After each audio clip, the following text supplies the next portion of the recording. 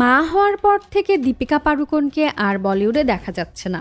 মা হওয়ার পর নাকি অভিনয় করতে চাইছেন না দীপিকা, সরে গেছেন সিনেমা থেকে।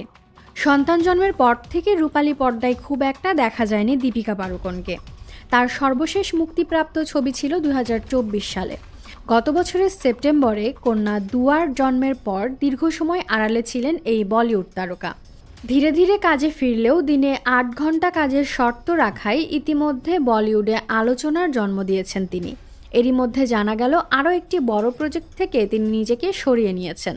2015 সালের হলিউড ছবি দ্য ইন্টার্নের হিন্দি রিমেকে অ্যানি হ্যাথওয়্যারের চরিত্রে অভিনয় করার কথা ছিল তার।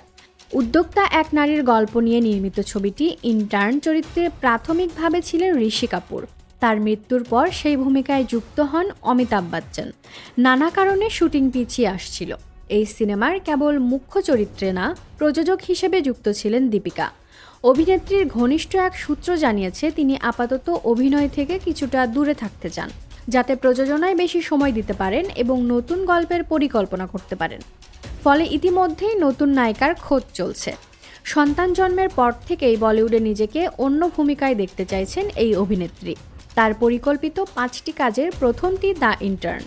আগামী বছর এমন গল্প শোনাতে চান যা সারা বিশ্বের কাছে গ্রহণযোগ্য হবে বলে জানিয়েছেন তিনি। তবে ভক্তদের জন্য সুখবর, শীঘ্রই শাহরুখ খানের সঙ্গে কিং ছবিতে দেখা যাবে দীপিকাকে। পাশাপাশি কল্কি 2898 এডি এর দ্বিতীয় পর্বের শুটিংও শুরু হবে। ভিউয়ার্স, আপনি কিভাবে দেখছেন দীপিকার বলিউডকে এভাবে বিদায় জানানোর বিষয়টি? তিনি কি মা হিসেবে সঠিক সিদ্ধান্ত নিয়েছেন? আপনার মূল্যবান মতামত কমেন্ট সেকশনে জানাতে ভুলবেন না।